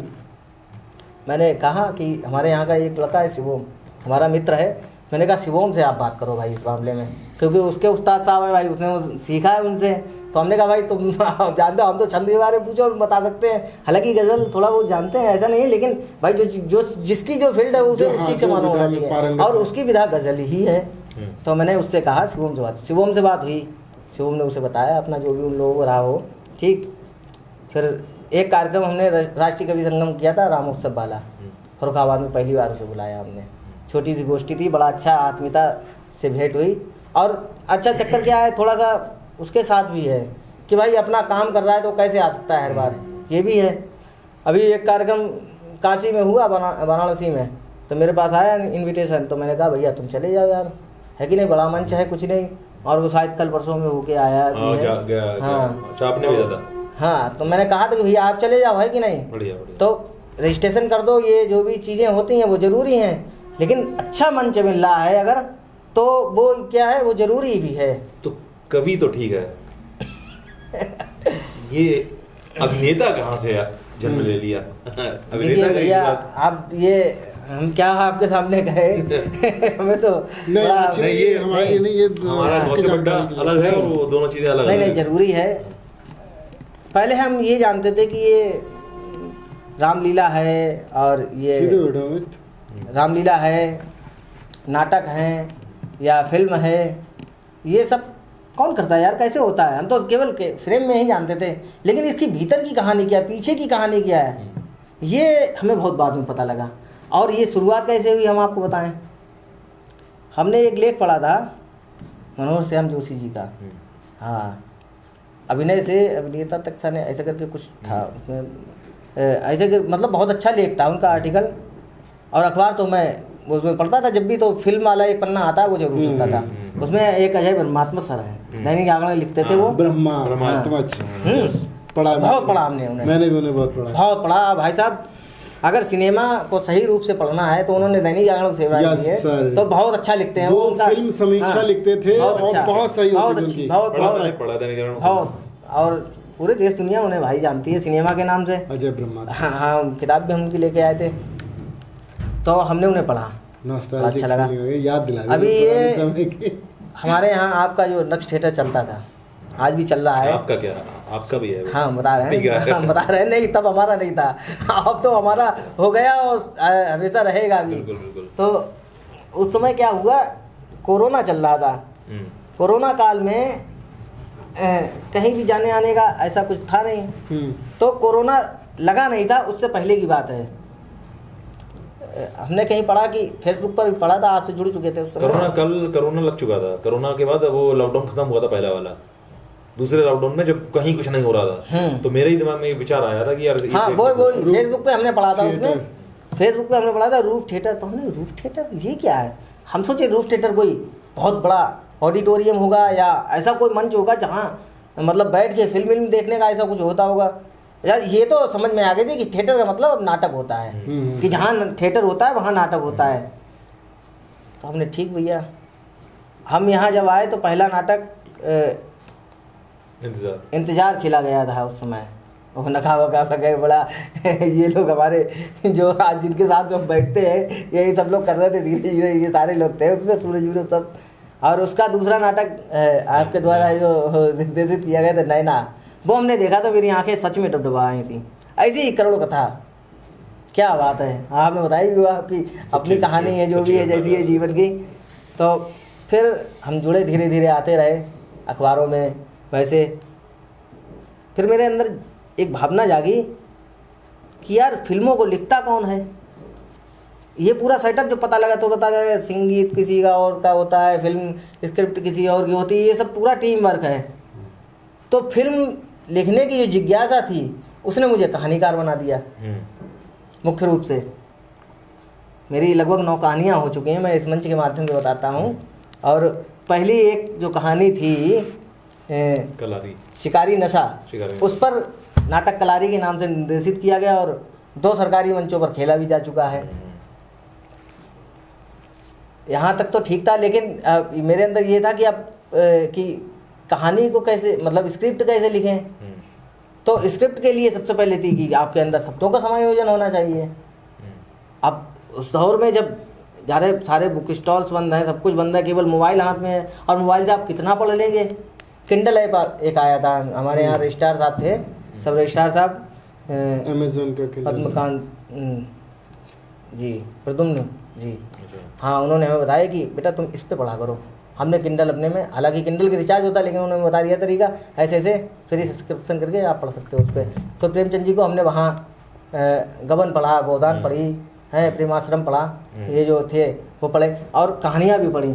फिर एक दिन मुहिम चली, हमारे श्रीकांत जी भाई साहब हैं, अभिनय से जुड़े हुए हैं, मुंबई में रहते हैं, श्रीकांत, हिमांशु और अनुभव और भी 2-1 साथी थे। तो पुस्तकालय हम लोग साफ करने के लिए गए हैं वहाँ, महादेव और वहाँ कब्जा था। फिर वो आज तो सही है, स्थितियाँ अब भी ठीक है, थोड़ी सी हैं, वो सही आ जाएंगी भविष्य में। वहाँ सोनी दीदी से भेंट हुई और हम लोगों को वहाँ से कोरोना में पढ़ने का मौका मिला। वो पुस्तकालय मेरा गुरु बन गया। हम आपको बताएं,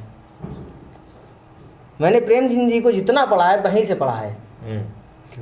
लगभग उनकी 300 कुछ कहानियाँ हैं, और आप विश्वास नहीं मानेंगे, मैं 7वां खंड मतलब 7वां खंड मेरा शुरू हुआ था, मानसरोवर का 8 भागों में है, 7वां खंड मेरा शुरू हुआ था, 250 कहानियाँ कंप्लीट कर चुका हूँ। रिसर्च कर लिया पूरा, PhD। और उसी बीच में पढ़ते पढ़ते 9 कहानियां अपने आप लिख गई।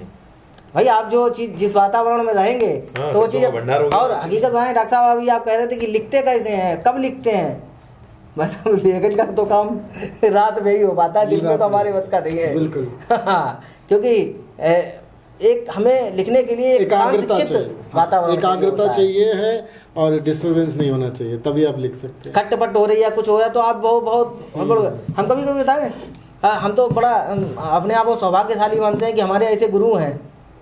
हमारे जो भैया जहाँ हम काम करते हैं, हमारे जो सीनियर वकील साहब हैं, हमारे गुरु हैं तीनों लोग, चारों लोग।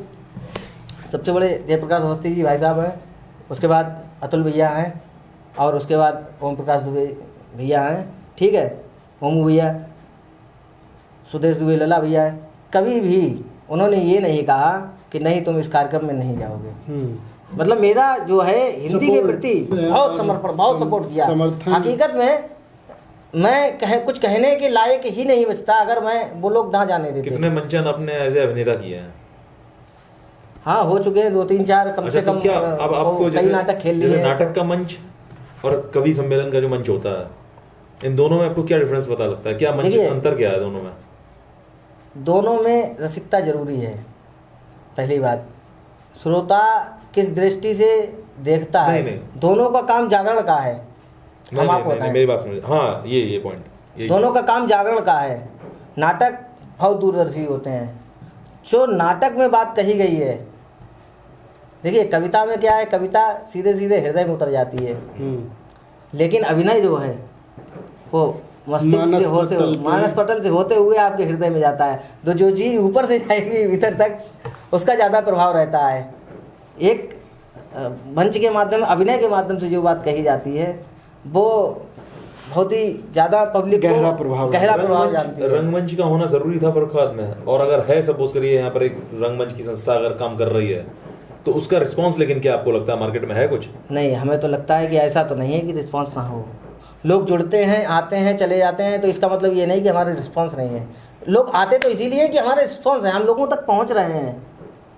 और भविष्य में क्या हो, ऐसा नहीं है कि दुर्गा भी परिणाम अच्छे होते हैं, हर चीज़ में मेहनत लगती है थोड़ी सी, लेकिन ये अच्छा है कि आप जैसे लोगों ने फर्रुखाबाद में रंगमंचीय कला को जिंदा रखा है। जो हमारे लोक कलाकार हैं या जो रामलीला के कलाकार हैं, वो लोग वाकई में धन्यवाद के पात्र हैं कि उन्होंने अभिनय को फर्रुखाबाद में जीवित करके रखा है।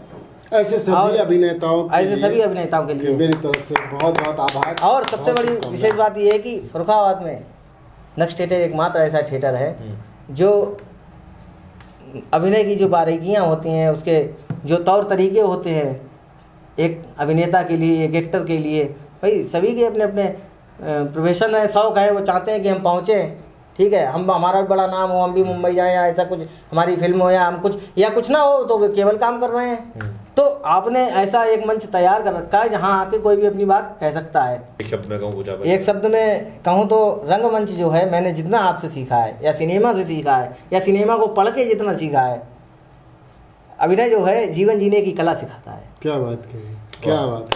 हम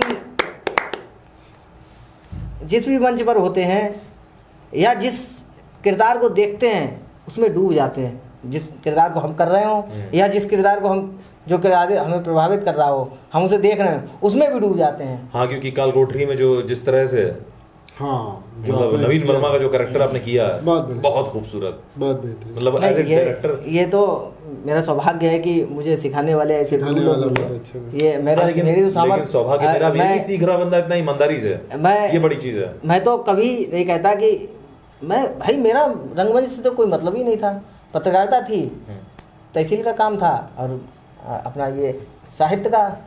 रंगमंच से तो तब मेरे ऊपर आया प्रभाव जो आपने जोड़ दिया, और उसके बाद फिर आपने कहा नहीं, अब कमी है और आप करना है, चाहे कुछ भी हो, आपके अंदर बहुत अच्छा कलाकार छिपा है।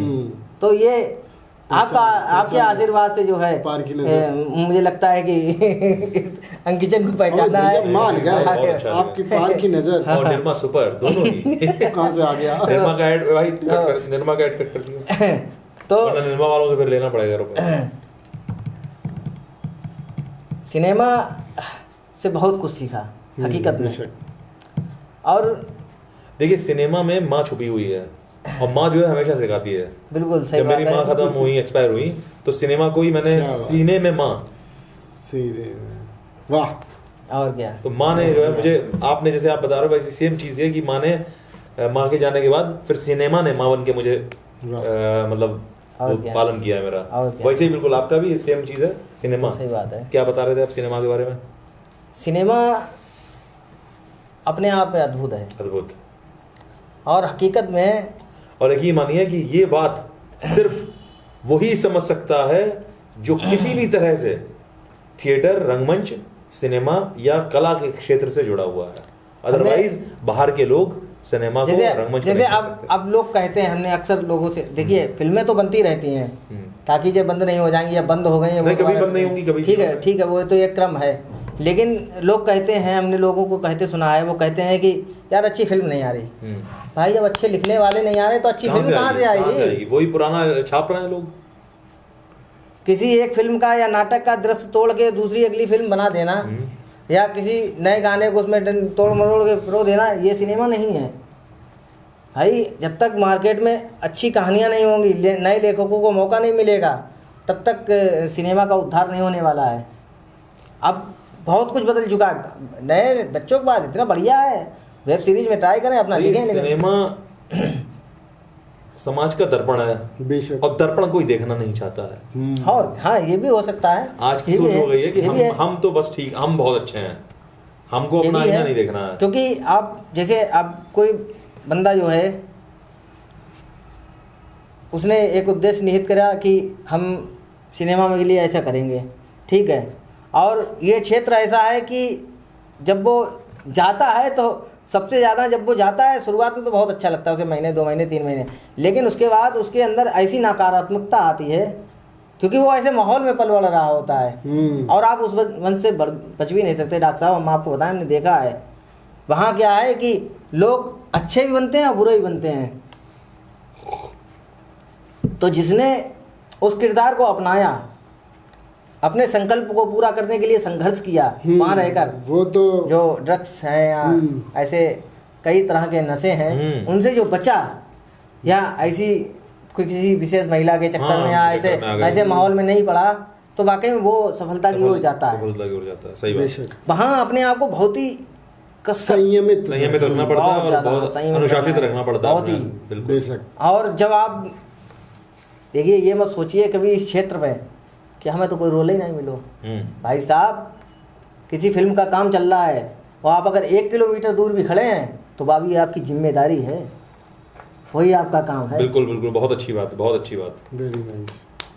और सेम रंगमंच में भी यही चीज है कि आप हम नाटक देखते का हैं, कोई भी रोल कर रहे हैं। भाई साहब हम देखते हैं आजकल, पता क्या होता है कि किसी को कोई जिम्मेदारी दी गई, किसी व्यक्ति को कोई जिम्मेदारी दी गई, और बाद में उससे पूछा ही नहीं जाता कि आपका इस जिम्मेदारी में काम क्या है, या वो व्यक्ति पूछने की कोशिश करता है कि भैया हमारा काम क्या है, तो उसे बताया नहीं जाता। उसके साथ राजनीति होने लगती है कि इन्हें दूर रखो तो ज़्यादा अच्छा ज़्यादा है, अच्छा। नहीं तो हमारी पोल पट्टी खुलने लगेगी। सही बात है, सही बात है। लेकिन मेरे अंदर आक्रोश है, मैं इस बात को धैर्य धारण किए हुआ हूँ कि ऐसे लोगों की आज नहीं तो कल भाई साहब पूरे भरे समाज में लेकिन- पोल पट्टी खोलूंगा। देखिए, पूत के पांव मारने में नजर आ जाते हैं। बिल्कुल सही बात है। हाँ, कोई कुछ भी रोक ले, कितना भी रोक ले, पानी को आज तक कोई रोक नहीं पाया है। बिल्कुल सही बात है। देखिए बहते हुए हमारा पानी को कोई रोक हमारा पाएगा? काम अपनी देश की संस्कृति, कला, साहित्य का संवर्धन करना है। मेरी क्या ही हिम्मत है कि मैं ऐसा सब कर चुका हूँ, लेकिन प्रयास तो जारी रहेगा। बेशक बिल्कुल। सेवा। प्रयास तो हमारे क्रांतिकारियों ने भी किया। क्रांतिकारियों ने किया, वही सोच लेके चल ये रहा है। आपके ये साहित्य हमारे के देश प्रति- के जो बड़े बड़े जवान हैं हमारे देश में, वो सरहद पर -डिग्री टेम्परेचर में खड़े रहते हैं, बिल्कुल। प्रयास ही तो करते हैं बिल्कुल। कि कहीं से कोई हमला ना हो जाए। बिल्कुल। अगर हो रहा है तो हम अपना ताने हुए हैं गन पॉइंट पे, उनके तुरंत जवाब देने के लिए, इन आतताइयों से लड़ने के लिए। अरे भाई साहब, सबसे अच्छी बात तो, सबसे खराब बात तो ये है कि हमारे देश में जितना डर मतलब जितना डर हमें बाहरियों से नहीं लगता, उतना ज़्यादा भीतर वालों से लगता है। भीतर से भाई आप अपने अंदर के छिपे हुए उस राक्षस को तो मारिए। हम कह रहे हैं ठीक है, अच्छी है, राष्ट्रवादी बातें बढ़िया है, सब कुछ ठीक मैंने है, इसीलिए लेकिन कहा कि ये है ना, कला में राजनीति का मिश्रण नहीं होना चाहिए। बिल्कुल नहीं होना चाहिए, क्योंकि निर्दोष पर क्योंकि माँ आप सरस्वती जो- जो है, वो माँ सरस्वती का कोई भी राजनीति से मतलब नहीं है किसी और तरीके क्या? का। पर आपसे बात करके ये तो समझ में आ गया कि आप जिस तरह से और जिस जोश और जुनून के साथ आप लगे हुए हो, तो आपकी ये कला और साहित्य के प्रति जो आपकी ये सेवा भाव है और जो आपकी उदारता है अपने सीनियर्स, अपने टीचर्स या गुरुओं के प्रति, वो कहीं ना कहीं ये जताती है कि आने वाले वक्त में आप हम बहुत प्राउडली ये बोल सकेंगे कि हाँ, ये ही वो शख्स है जिसको हम जानते हैं, जिनसे हम मिले हैं, हमने जिनसे बात की है ना। तो आपका भविष्य तो बहुत उज्जवल है। उज्जवल है, बिल्कुल। एक संस्मरण हम भैया आपको बताएं, अभी जब हम पत्रकारिता करते थे, वही बात फिर आ गई वहाँ से शुरुआत।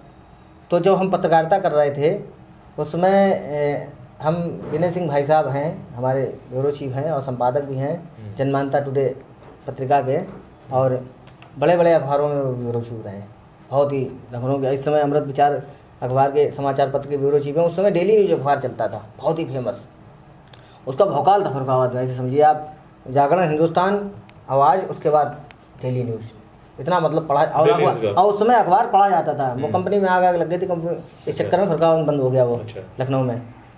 मैं उस अखबार में जब लिखता था भाई साहब, तो हमारे साथ में अरविंद भैया थे, अरविंद शर्मा जी और शफीउल हसन मास्टर साहब, शफीउल हसन, उनका निधन हो चुका है। बड़ा सिखाते थे वह। जब वो खबर बोलते तो मैं डेस्क पर बैठ के देखता तो खबर कैसे लिखी जाती और कैसे भूली जाती थी। और मेरा क्या था, मैं जब खबर यहाँ से लेके जाता था या कहीं से पूरे शहर की इकट्ठी करके, तो डायरिया में अपने ले जाते थे और उसके बाद एक पन्ना लेते थे, उस पन्ने पर पूरी खबर लिखते थे।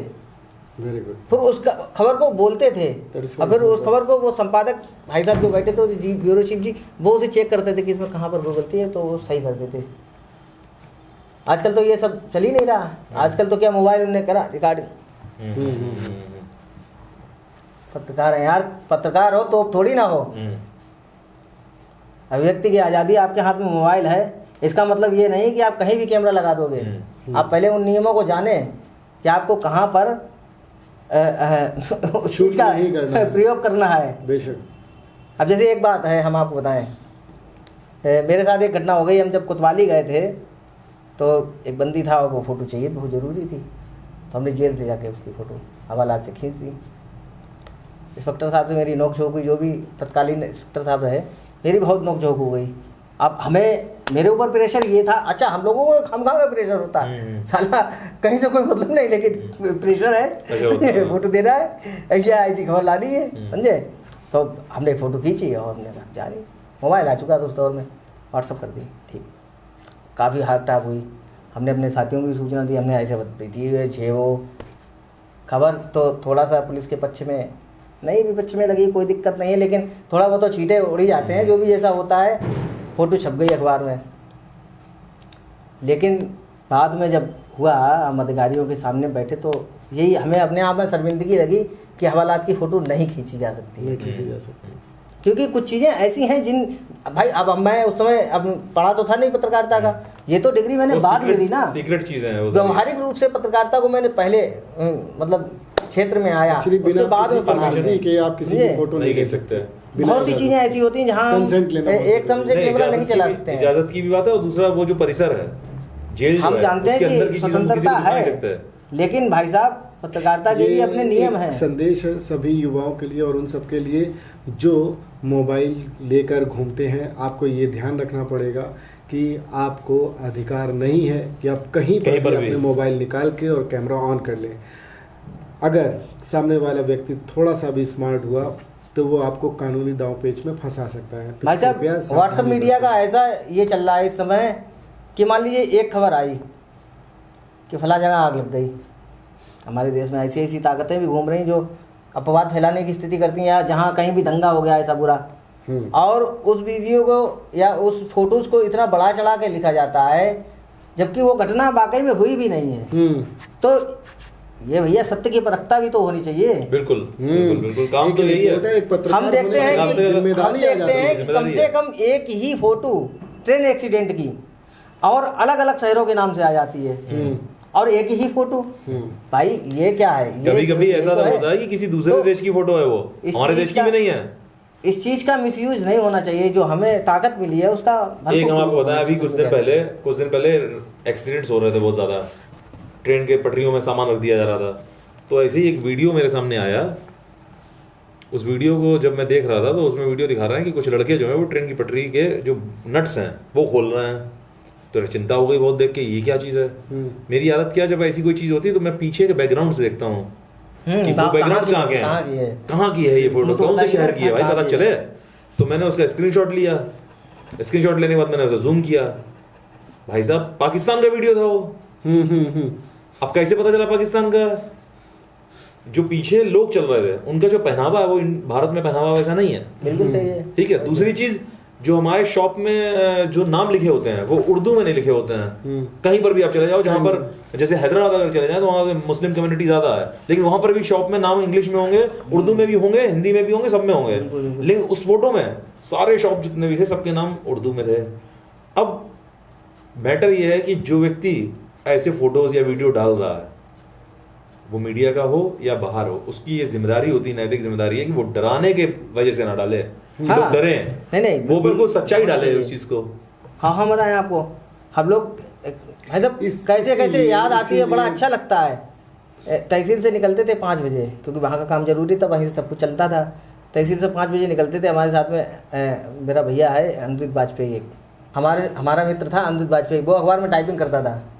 वो मुझे बताता कि भैया खबर ऐसे करके लिखो। तो आपको जहाँ से चीज़ें सीखने को मिलती हैं वहाँ से आप सीख सकते हैं। आज वो जिला में अधिकारी है, जिले में। अच्छा संदेश है, देखिए फिर से युवाओं के लिए संदेश है कि अगर आप सीखेंगे नहीं, अगर आपकी सीखने की उम्र जा चुकी है तो आपका जीवन में भविष्य कुछ बनना नहीं है, कुछ होना नहीं है।